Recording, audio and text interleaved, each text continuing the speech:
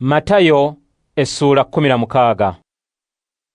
Awo Abafalisaayo n'Abasaddukaayo ne bajja eri Yesu okumukema, ne bamusaba abawe akabonero akabalaga nti obuyinza bwe bwava wa Katonda.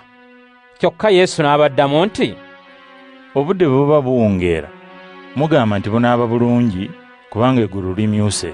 Ku makya mugamba nti olwaleero wanaabaayo omuyaga kubanga eggulu limyuse era lizimbagadde. Mumanyi okuvvuunula amakulu g'endabika y'eggulu, naye temusobola kutegeera bye mulaba mu kiseera kino. Abantu ab'omulembe guno ababi era abava ku Katonda basaba akabonero, naye tebaliweebwa kabonero kalala wabula akabonero ka Yona. Awo n'abavaako n'agenda.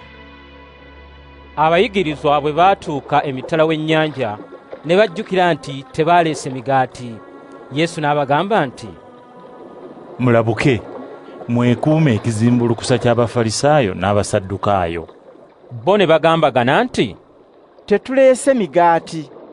Yesu bwe yamanya ekibagamba n'ababuuza nti, mmwe abalina okukkiriza okutono, lwaki mugambagana nti temulina migaati? Temunnaba kutegeera era temujjukira emigaati 5 ejja kukusa abantu 50,000 n'ebibbo bye mwakuŋŋaanya, ate emigaati 7 ejja kukusa abantu 4,000. Kale lwaki temutegedde lisoogedde ku migaati bwe mbagambye nti mwekuume ekizimbulukusa ky'Abafalisaayo n'Abasaddukaayo? Olwo ne bategeera nti tagambye kwekuuma kizimbulukusa kya migaati, wabula kwekuuma Abafalisaayo n'Abasaddukaayo bye bayigiriza. Awo Yesu n'atuuka mu kitundu ekiyitibwa Kayisaliya ekya Firipo, n'abuuza abayigirizwa be nti, abantu bwe baba boogera ku Mwana w'Omuntu bamuyita ani? Ne baddamu nti, abamu bamuyita Yowaana Omubatiza, abalala bagamba nti ye Eriya, ate abalala nti Yeremiya oba omu ku balanzi. Awo ye n'ababuuza nti, naye mmwe mumpita ani?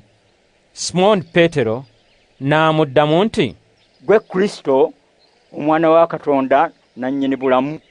Yesu n'amugamba nti, Simooni, omwana wa Yona, oli wa mukisa, kubanga omuntu si ye yakumanyisa ekyo wabula Kitange ali mu ggulu.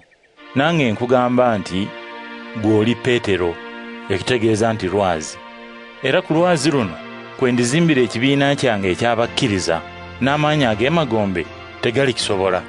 Ndikuwa ebisumuluzo eby'obwakabaka obw'omu ggulu. Kyonna kyonna ky'olisiba ku nsi kirisibibwa mu ggulu, kyonna kyonna ky'olisumulula ku nsi kirisumululwa mu ggulu. Awo n'akuutira abayigirizwa obutabuulirako muntu nti ye Kristo.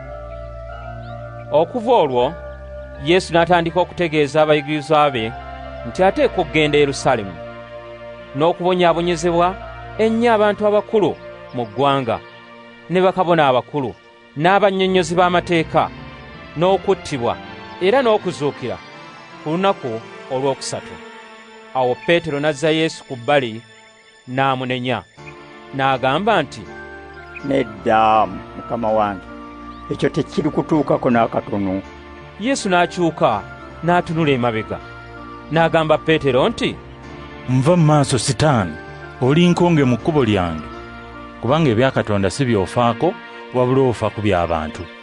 Awo Yesu n'agamba abayigirizwa be nti, buli muntu ayagala okuba omugoberezi wange ateeka okwefeebya, ne yeetikka omusaalaba gwe n'angoberera.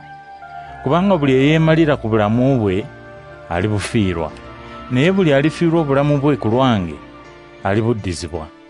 Kale omuntu kimugasa ki okufuna obugagga bwonna obw'oku nsi ate n'afiirwa obulamu bwe? Tewali kintu na kimu muntu kyayinza kuwaayo okuzzaawo obulamu bwe. Omwana w'omuntu agenda kujjira mu kitiibwa kya Kitaawe ng'ali ne bamalayika be, awe buli muntu empeera ye ng'asinziira ku ebyo buli muntu bye yakola. Mazima mbagamba nti abamu ku bantu abali wano balifa bamaze okulaba Omwana w'Omuntu ng'ajja mu bwakabaka bwe.